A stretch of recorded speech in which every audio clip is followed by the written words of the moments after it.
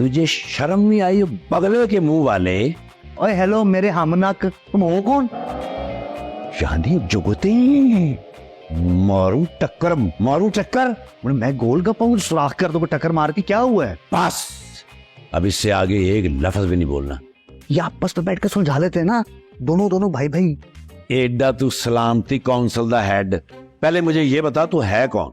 मैं अहमद हूँ, किंजा आपी का भाई। अहमद तुम ओए, वो तुम्हारा तो इस पार आना ही मना है और तुम यहाँ प्यार मोहब्बत की पींगें डाल के बैठा हुआ है। और तुझे शर्म आनी चाहिए कि तुम उस मासूम बच्ची को प्यार मोहब्बत के जाल में फंसा रहा है। आहिस्ता बोले, यहाँ की दीवारें भी सुनती और बोलती हैं। यानी इस तरह बोलूं? मेरा मतलब है कि अब कौन है यार, तुम क्या कर रहे थे? तुम्हारे इस गुनाह में और कौन कौन शरीक है?